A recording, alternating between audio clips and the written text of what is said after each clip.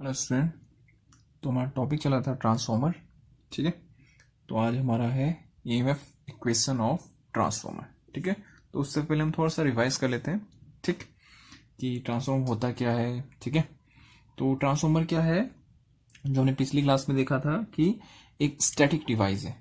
ठीक है, एक स्टैटिक डिवाइस है, ठीक है, मशीन है जो कन्वर्ट कर सकता है अल्टरनेटिंग क्वांटिटी, ठीक है, प्रत्यावर्ती क्वांटिटी को, ठीक है, करंट या वोल्टेज एक लेवल से दूसरे लेवल में, ठीक, विदाउट चेंजिंग इट्स फ्रिक्वेंसी।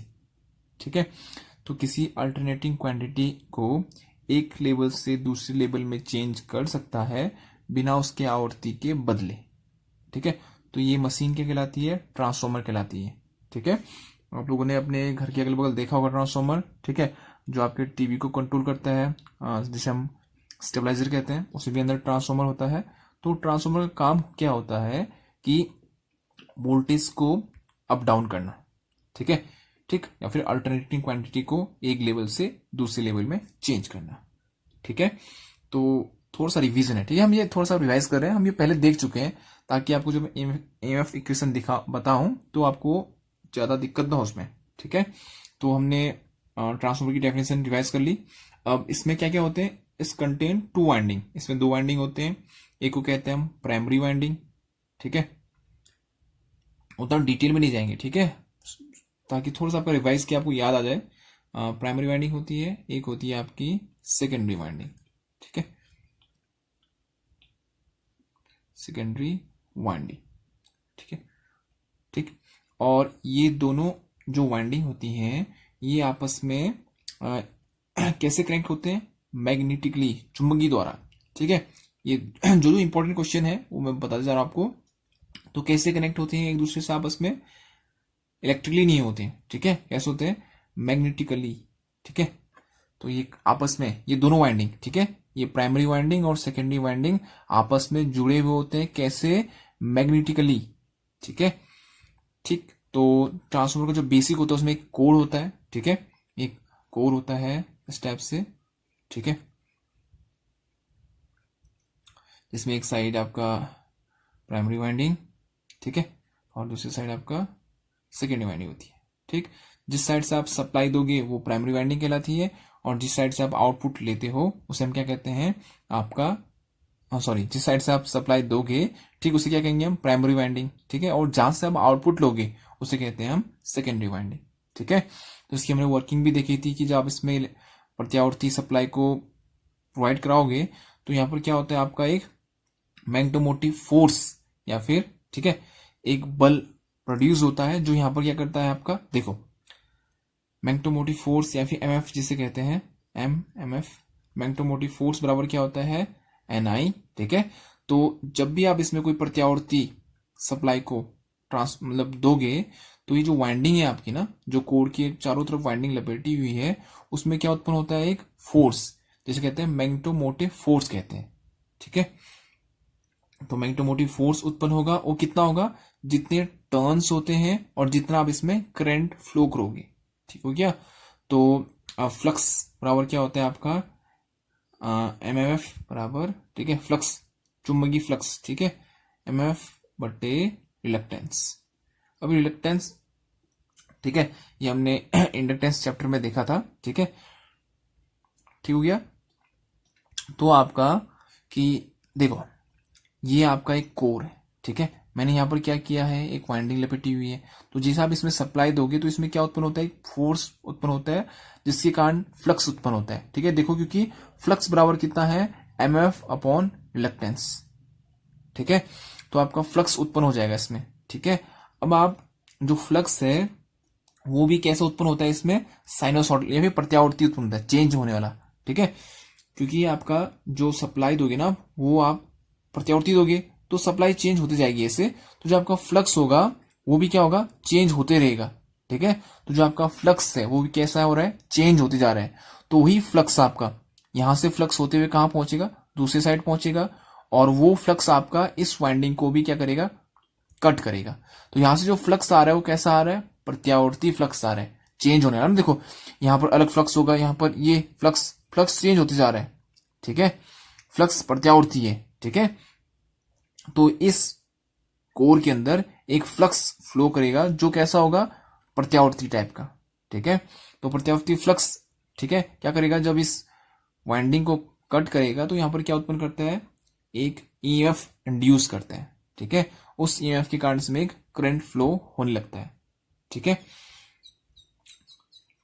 ठीक है, तो आपका जो फाई है वो हर पॉइंट पे चेंज हो रहा है, ठीक है। तो यहाँ क्योंकि ना आपका जो आपने सप्लाई दी है वो क्या है, प्रत्यावर्ती, तो जो आपका ये कॉइल है इसमें क्या उत्पन्न होगा, फ्लक्स जो उत्पन्न होगा वो हर पॉइंट पे चेंज होगा, क्योंकि आपका हर पॉइंट पे सप्लाई चेंज हो रहा है। अगर सप्लाई चेंज हो रहा है तो फ्लक्स भी चेंज होते रहेगा, ठीक है। तो आपका इस प्रकार से देखो, यहां पर जो आपका ईएमएफ इंड्यूस होगा, देखो आपने क्या किया, यहां पर से आपने एक करंट फ्लो कराई, ठीक है। यहां से आपने प्रत्यावर्ती सप्लाई दिया वी, ठीक है, और इस वी के कारण इसमें करंट फ्लो हुआ जिसे मैं कहूंगा I1, ठीक है। ध्यान से वर्किंग दोबारा से समझा दे रहा हूं, ठीक है। देखो आपने क्या किया, ये आपकी वाइंडिंग थी, यहां से आपने वी सप्लाई दिया जिसके कारण इस वाइंडिंग में, प्राइमरी वाइंडिंग में क्या करंट फ्लो होने लगा, I1 करंट फ्लो होने लग गया, जिसमें यहां पर क्या हुआ, आपका मैग्नेटोमोटिव फोर्स उत्पन्न हुआ, ठीक है। और उसके कारण यहां एक फ्लक्स प्रोड्यूस हो गया। वो फ्लक्स क्या करेगा, इस कॉइल को कट करेगा, क्योंकि फ्लक्स यहां पर उत्पन्न हो रहा है ना, तो वो फ्लक्स इस कॉइल को कट करेगा। तो यहां पर भी क्या उत्पन्न होगा, आपका ईएमएफ, जिसे मैं कहूंगा E1, ठीक है। अब वो फ्लक्स इसी कॉइल का है, ठीक है, ये जो कॉइल है उसी का फ्लक्स है, तो इस ईएमएफ को कहते हैं सेल्फ इंड्यूस ईएमएफ, ठीक है। खुद ही ने अपने में क्या किया, सेल्फ मतलब खुद, अपने में ही क्या किया, ईएमएफ इंड्यूस किया है।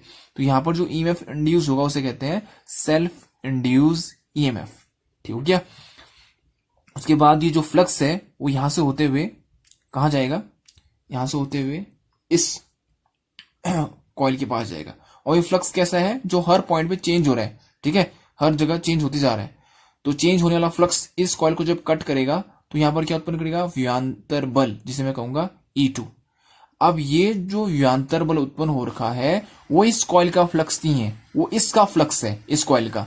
तो यहां पर जो वियांतर बल उत्पन्न होता है उसे कहते हैं म्यूचुअली इंड्यूस ईएमएफ, ठीक है।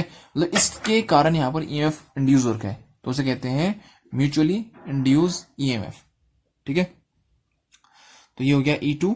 तो इसके कारण क्या होगा, इसमें करंट फ्लो होने लगेगा जिसे हम कहेंगे सेकेंडरी करंट, यहां पर आपका लोड लगा होगा, ठीक है। तो सुना है आप लोगों ने ना, तो ये इसका बेसिक हल्का सा वर्किंग था, ठीक है। हम इसे अच्छे से भी हम ऑन लोड और नो लोड में फिर से समझेंगे, जब नो लोड या फिर ऑन लोड में अच्छे से वहां पर और अच्छे से आपको समझ में आएगा। फिलहाल आप इतना देखो कि जब आप प्रत्यावर्ती सप्लाई यहां कनेक्ट करोगे तो इसमें करंट फ्लो होने लगता है। तो जब इसमें करंट फ्लो होगा तो यहाँ पर टर्न्स भी है और करंट भी है, तो टर्न्स भी है करंट भी है, तो क्या उत्पन्न होगा, एमएमएफ, मैग्नेटोमोटिव फोर्स, ठीक है, चुंबकीय वाहक बल, ठीक है। तो जिसके कारण यहां पर क्या होगा, मैग्नेटोमोटिव फोर्स प्रोड्यूस होगा। अब मैग्नेटोमोटिव फोर्स अगर प्रोड्यूस होता है तो इसके कारण क्या उत्पन्न होता है, फ्लक्स उत्पन्न होता है, ठीक है। तो यहां क्या उत्पन्न हो जाएगा, फ्लक्स, और वो फ्लक्स आपका क्या करेगा, यहां भी ईएमएफ इंड्यूस करेगा, यहां भी ईएमएफ इंड्यूस करेगा, ठीक है। तो ये दोनों वाइंडिंग आपस में इलेक्ट्रिकली कनेक्ट नहीं है। कैसे कनेक्ट है, मैग्नेटिकली, ठीक है। देखो यहां से जो फ्लक्स है वो उसके साथ टच हो रहा है, तो ये और ये आपस में कैसे जुड़े हुए हैं, मैग्नेटिकली, ठीक है। तो ये बहुत क्वेश्चन आता है कि दोनों वाइंडिंग आपस में कैसे जुड़े रहते हैं, इलेक्ट्रिकली, मैग्नेटिकली, और से ऑप्शन दिए होंगे। तो आपने क्या याद रखना है कि दोनों वाइंडिंग आपस में जुड़े रहते हैं इलेक्ट्रिकली नहीं, मैग्नेटिकली, ठीक है। तो आपका ये था थोड़ा सा आपका रिवीजन। अब आते हैं हम अपने ईएमएफ इक्वेशन पर, ठीक है। चलो फिर अब देखो, ये बहुत इंपॉर्टेंट इक्वेशन है, इसमें आपको न्यूमेरिकल भी आएगा, ईएमएफ इक्वेशन, ठीक। तो आज का जो हमारा टॉपिक था ईएमएफ इक्वेशन, उसमें हम आते हैं, ठीक है। थोड़ा सा हमने रिवाइज कर लिया, ठीक है, कि पुराना हमने क्या क्या देखा था पिछले वीडियो में, ठीक है। तो ईएमएफ इक्वेशन, ठीक है। तो मैंने आपको क्या कहा था कि जो आपका फ्लक्स है ना वो प्रत्यावर्ती होता है, तो मैंने यहाँ पर साइनोसॉइडल वेव से आपको समझा रहा हूं, ठीक है। तो जो मैंने प्रत्यावर्ती करंट दे रखा है वो क्या है, साइनोसॉइडल है, तो साइनोसॉइडल वेव लिया है मैंने। तो अगर आपका सप्लाई साइनोसॉइडल है तो आपका जो फ्लक्स है वो भी साइनोसॉइडल ही होगा।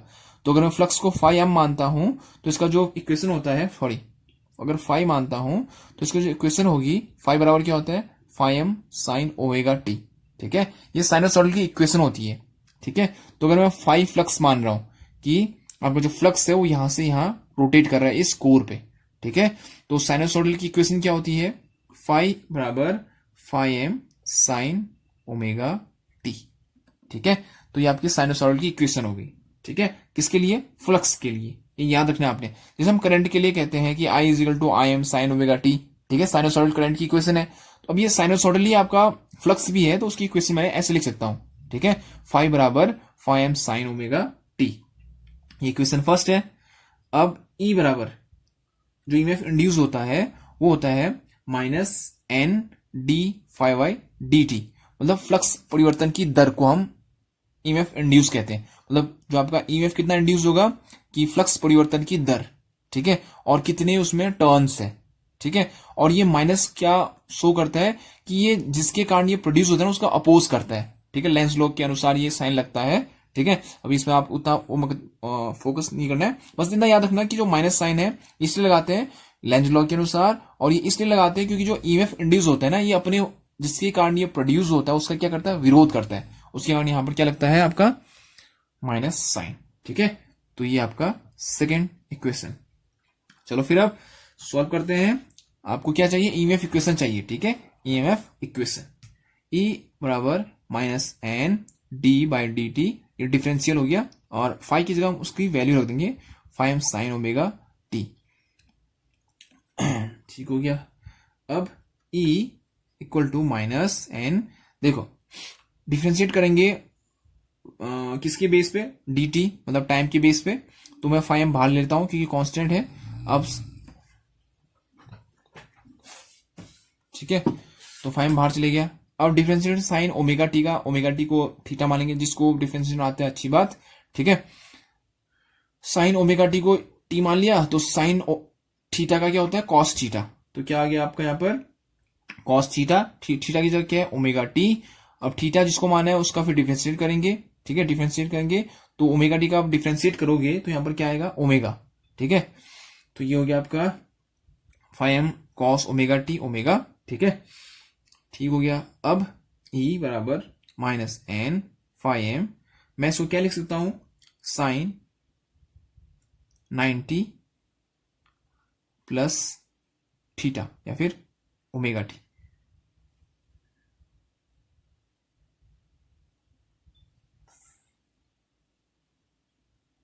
एक था साइन 90 माइनस, एक मिनट,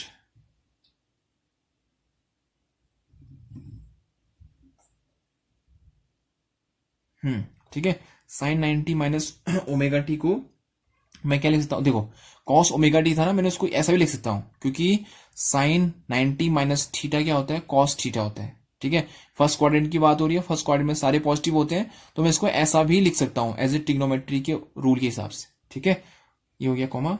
अब मैं इस माइनस को हटाना है। ठीक है, तो मैं क्या करूंगा, माइनस रहेगा भी फिलहाल, मैं इसमें से माइनस कॉमन ले रहा हूं, तो डॉट माइनस बाहर आ गया, अंदर क्या बना फिर अब ये 9 ओमेगा टी माइनस 90, और ये आपका ओमेगा हो गया, इस माइनस से ये माइनस कट गया क्योंकि इनटू में है। ठीक है, तो अब आपका ये क्या बना, ई बराबर N five M omega sine omega T minus 90। ठीक हो गया। अब देखो, अगर मैं साइनोसॉइडल इक्वेशन की बात करूं, ठीक है, तो क्या होता है, ई बराबर, या फिर किसी साइनोसॉइडल की इक्वेशन की बात करूं तो E is equal to E M sine omega T, ये होता है ना। साइनोसॉइडल इक्वेशन की बात करूं तो अगर ई बराबर E M sine omega T, तो इस इक्वेशन को अगर मैं इसको थर्ड मानता हूं और इसको फोर्थ मानता हूं, तो दोनों को कंपेयर करो तो देखो ई की जगह ई, ठीक है। अब ये जो साइन ओमेगा टी है ना उसकी जगह क्या आर्क है, ये पूरा आर्क है साइन ओमेगा टी माइनस 90। ठीक है, ठीक, और ये EM की जगह कितना आया है, ये। तो आपका इन दोनों इक्वेशन को रिलेट करने पर आपको क्या पता चला कि EM बराबर आपका क्या मिला, N phi m ओमेगा। ठीक है, इन दोनों इक्वेशन को रिलेट करने पर। ठीक है, तो EM बराबर आपको क्या मिल गया, EM साइन ओमेगा टी को रिलेट करने पर कितना आया, N phi m ओमेगा। ठीक हो गया। अब जो हम नॉर्मली जो इक्वेशन यूज करते हैं, फिर जो वैल्यू यूज करते हैं EMF के लिए, वो आरएमएस वैल्यू यूज करते हैं। ठीक है, कैलकुलेशन के लिए। तो मुझे यहां पर आरएमएस वैल्यू ही चाहिए। ठीक है, तो आपका क्या मिला फिर, अभी देखो EM बराबर क्या मिल गया आपको, इतना मिल चुका है। ठीक है, इन दोनों इक्वेशन को कंपेयर किया हुआ है हमने, बस और कुछ नहीं किया। तो N phi m ओमेगा। ठीक है, तो अब देखो फिर इसी से आगे यहां पे, तो EM बराबर यहां पर मैं लिख लेता हूं पहले। EM बराबर कितना मिला है आपको, N phi m ओमेगा। तो अगर मैं आरएमएस की बात करूं तो ई आरएमएस बराबर कितना होता है, EM अपॉन √2। साइनसॉइड की अगर बात करूं तो, ठीक है, साइनसॉइड पे √2 से भाग देते हैं आरएमएस मान निकालने के लिए। तो ये कितना हो गया फिर, N phi m ओमेगा बटे √2। ठीक है, ओमेगा की वैल्यू क्या होती है, 2πf। ठीक है, N phi m 2πf बटे √2। ठीक है, इसको सॉल्व करोगे तो आपको मिलेगा 4.44 phi m f n। ठीक है, तो ये आपका आरएमएस वैल्यू हो गई।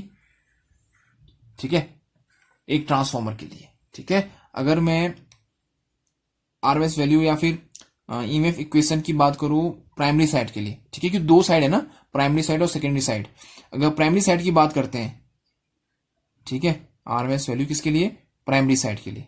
ठीक है, E1 ले लेता हूं उसको, तो क्या होगा 4.44 आएगा, phi m की जगह phi m रहेगा, फ्रीक्वेंसी सेम ही रहती है, ये N1 हो जाएगा बस। ठीक है, मतलब N1 मतलब प्राइमरी साइड के टर्न्स की संख्या।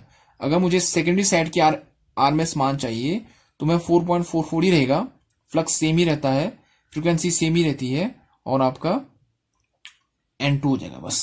ठीक है, तो अगर आपको ट्रांसफॉर्मर की EMF इक्वेशन पूछेंगे तो क्या है, 4.44 phi fn। ठीक है, 4.44 phi fn। अगर आपको डेरिवेशन आता है, ट्रिग्नोमेट्री का थोड़ा सा नॉलेज है आपको, फिर आपको डेरिवेशन आना चाहिए। ठीक है, डेरिवेशन से क्या होता है कि आपको रटना नहीं पड़ेगा फिर। ठीक है, और बेसिकली आपके दिमाग में होना चाहिए कि इतना इक्वेशन होता है। ठीक है, तो फिर से एक बार देख लो, हमने क्या किया, फ्लक्स की या फिर जो आपका चुंबकीय फ्लक्स प्रोड्यूस हुआ था उसको साइनसोइडल इक्वेशन के रूप में लिखा हुआ है, phi m sin omega t। ठीक है, उसके बाद क्या किया हमने, EMF जो EMF इंड्यूस होता है, ठीक, उसका फॉर्मूला लिखा -N/dy/dt, और फिर phi की जगह phi का मान रख दिया, फिर इसको डिफ्रेंशिएट कर दिया विथ रिस्पेक्ट टू t। ठीक है, t को बेस पे, तो जब डिफ्रेंशिएट किया तो कितना आया आपका N phi m cos omega t omega. फिर हमने cos ओमेगा t को क्या लिखा है, sin 90 माइनस थीटा, या फिर ओमेगा टी कहेंगे इसको, sin 90 minus omega T cos omega T ही होता है। ठीक, इसको इसलिए लिखा है ताकि मैं कंपेयर करा सकूं। ठीक है, क्योंकि मुझे साइनोसॉइडल वे में चेंज करना है। ठीक है, इक्वेशन पे, तो ये लास्ट में किस में आया, एक साइनोसॉइडल फॉर्म में आ चुका है। तो जो एक हम आइडियल मानते हैं, इक्वेशन मानते हैं साइनोसॉइडल की, वो क्या होती है, E बराबर EM साइन ओमेगा टी। इससे इसको मैंने कंपेयर किया हुआ है। साइन ओमेगा टी, ये है साइन ओमेगा टी ही है पूरा। ठीक है, थीटा की बात करें, ये भी एक थीटा है, ये भी एक पूरा एक थीटा है, E ये है, E ये भी है। तो ये जो होता है ये मैक्सिमम वैल्यू होती है, EM होती है। तो EM बराबर कितना लिख सकता हूं मैं, N phi m ओमेगा। ठीक है, फिर ओमेगा की वैल्यू मैंने, ठीक है, रख दी 2πf, और मुझे चाहिए था आरएमएस मान, क्योंकि जब हम कैलकुलेशन करते हैं तो आरएमएस मान को ही लेके चलते हैं। तो अगर आपको EMF इक्वेशन की बात करेंगे ना, तो आपको आरएमएस मान से ही रिलेट करना पड़ेगा। ठीक है, आरएमएस मान से ही समझना है आपको। ठीक, तो EM बराबर कितना आया था, N phi m ओमेगा। अब जो आरएमएस मान होता है किसी भी साइनोसॉइडल का, वो क्या होता है, मैक्सिमम वैल्यू बट्टे √2। मैक्सिमम वैल्यू निकाल लिया मैंने, N phi m ओमेगा बट्टे √2। ओमेगा की जगह कितना लिखा, 2πf। फिर जब आप सॉल्व करोगे तो कितना मिलेगा आपका, 4.44 phi fn। तो ये हो गया आपका ट्रांसफॉर्मर का EMF इक्वेशन। ठीक है, तो ये आपने अच्छे समझना है कि एक ट्रांसफॉर्मर की EMF इक्वेशन क्या होती है। तो ये अच्छे से कंटेस्ट याद रख लो, मल्टीपल चॉइस क्वेश्चन में आएगा ये आपके पेपर में, ठीक है। तो RMS sorry EMF equation of a transformer is 4.445 FN। तो ईएमएफ इक्वेशन के बाद आपका नेक्स्ट टॉपिक जो है नो लोड के केस में हम थोड़ा सा देखेंगे कि जब आपका लोड न लगा हो, ठीक है। तो नो लोड इक्वेशन ट्रांसफॉर्मर की में ही है ये आपका नो लोड इक्वेशन, ठीक हो गया। इससे पहले एक फेजर डायग्राम, ठीक है, जो आपका ईएमएफ इक्वेशन का था ना वो रह गया था, वो यहां पर देख लो एक बार, ठीक है। फिर हम उसके बाद नो लोड में आएंगे। देखो आपका जो फ्लक्स होता है ना फाई, अगर मैं उसकी इक्वेशन लिखा है मैंने, तो क्या लिखा था आपका फाई बराबर phi M sine omega T लिखा था ना, ठीक लिखा था, ठीक हो गया। और अगर मैं ई जो आपका आया था वो कितना आया था, EMF EM sign omega T minus 90, ये ईएमएफ की जगह था आपका WN फाई एम, ठीक है। ये फिर से देख लो यहां पर, ये कहा गया एक मिनट, हाँ ये दोनों इक्वेशन लिखे हैं मैंने यहां पर। देखो अगर मैं ई की बात करूं ना, जो आपका ईएमएफ इंड्यूस होता है, ठीक है, अगर E1 करूं तो प्राइमरी साइड जो ईएमएफ इंड्यूस होगा, अगर E2 करूंगा तो जो सेकेंडरी साइड ईएमएफ इंड्यूस होगा। तो E1 अगर मुझे निकालना है, ठीक है, तो यहां पर N1 लिखना पड़ेगा, ठीक है। तो ये आपका EM है मैक्सिमम वैल्यू, EM ये है साइन ओमेगा टी, ठीक है। तो आपका जो फ्लक्स होता है ना वो ओमेगा टी है, और जो आपका E है, ठीक, जो आपका ईएमएफ इंड्यूस हो रखा है वो 90 डिग्री पीछे है, ठीक है। तो अगर फेजर डायग्राम की बात करें तो आपका अगर ये आपका रिफरेंस मान लो इसको फाई को, अगर मैं फाई को रिफरेंस मान लू, ठीक है, तो जो ई है E1 और E2 दोनों वो कहां पर आते हैं आपका 90 डिग्री लीड में, नहीं 90 डिग्री लैग करते हैं, ठीक है। ये पॉइंट आपने याद रखना है कि ट्रांसफॉर्मर में जो ईएमएफ इंड्यूस होता है E1 और E2, ठीक है, E1 और E2 फाई से 90 डिग्री लैग करते हैं, ये कंठस्थ दिमाग में रख लो, ठीक है। क्योंकि अगर मैं E1 की बात करूं, मतलब EMF induce on primary side, ठीक है, तो वो कितना होगा, वो होगा आपका N1 फाई एम। अच्छा लास्ट वाली क्वेश्चन से हम बात करें तो, ठीक है, जो हमने निकाला था ERMS, ठीक है। E1 अगर बात करूं, चलो यहीं से ले लेते इसी में से, EM sign omega T minus 90, ठीक है, ये आपका E1 है। और E2 की बात करूं अगर सेकेंडरी साइड, वो भी EM ही होता है साइन ओमेगा टी माइनस 90, ठीक है, दोनों सेम होते हैं, बस दोनों का EM अलग होता है। अगर मैं प्राइमरी साइड की बात करूं तो प्राइमरी साइड में EM कितना होगा, N1 फाई एम ओमेगा, और अगर EM2 की बात करूं तो कितना होगा N2 फाई एम ओमेगा, ठीक है। तो दोनों 90 डिग्री पीछे होते हैं किससे, ओमेगा टी से। तो आपका जो फ्लक्स है वो ओमेगा टी पे है, तो इसको रेफरेंस मान लिया मैंने। तो इससे 90 डिग्री पीछे लैग करता है आपका ईएमएफ जो इंड्यूस होता है, ठीक है। E1 और E2 आपके फ्लक्स से 90 डिग्री पीछे होते हैं, ये क्वेश्चन आपको एग्जाम में आएगा, ठीक है, मल्टीपल चॉइस में।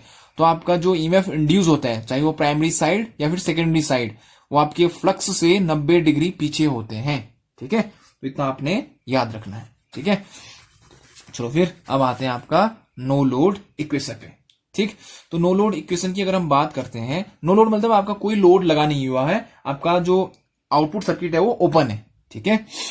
तो क्या होगा फिर, देखो सबसे पहले अगर मैं इक्वेशन की बात करूं, देखो ये आपका प्राइमरी साइड का वाइंडिंग है,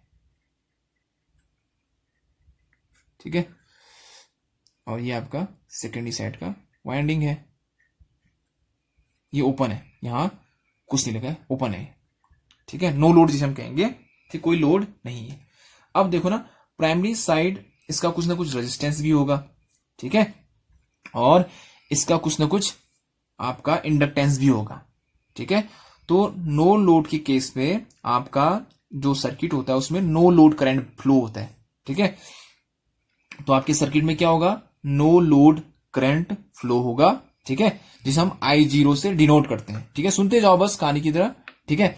तो जो आपका सर्किट होता है उसमें क्या करंट फ्लो होता है, I0, जिसे हम कहते हैं नो लोड करंट, ठीक हो गया, ठीक। ये नो लोड करंट दो हिस्सों में टूटता है, ठीक है, यही नो लोड करंट। एक को कहता हूं मैं IW, जो लॉसेस, ठीक है, जिसे मैं कहता हूं, या फिर जो लॉसेस प्रोड्यूस करता है, जो लॉसेस के लिए जिम्मेदार होता है, ठीक है। तो I0 के दो कंपोनेंट IW और IM, ठीक है, और जो फ्लक्स प्रोड्यूस करता है वो आपका IM हो गया, ठीक है। तो जो नो लोड करंट है उसके क्या हो गए, दो कंपोनेंट IW और IM, IW और IM।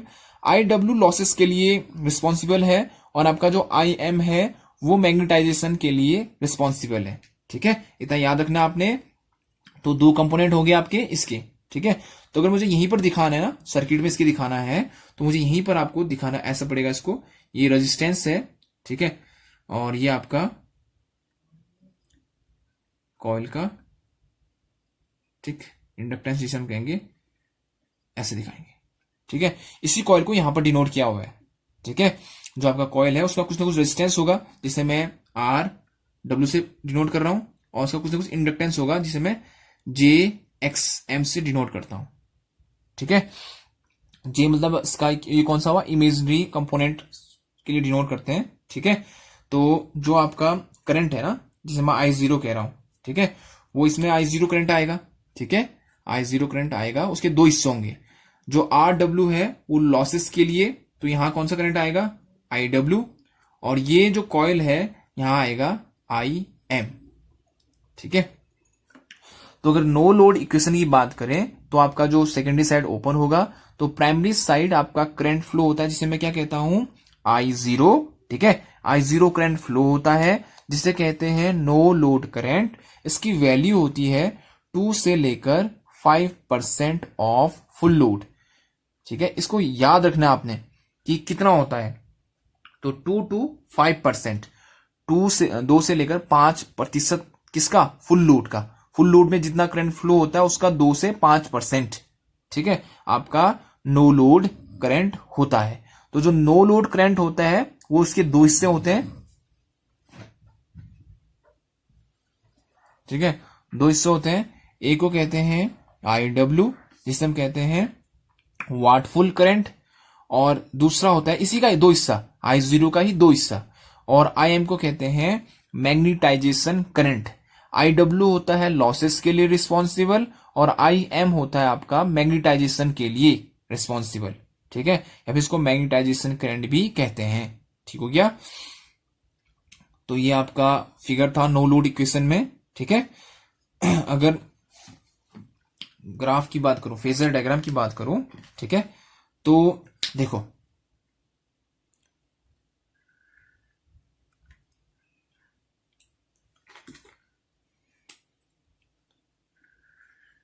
ठीक,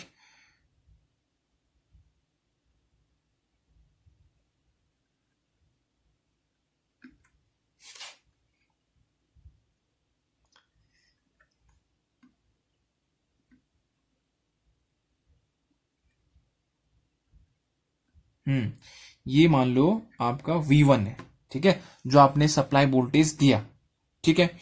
अब इसी के देखो, ये जो IW है ना वो किस में फ्लो हो रहा है, आपका रेजिस्टेंस के अक्रॉस फ्लो हो रहा है।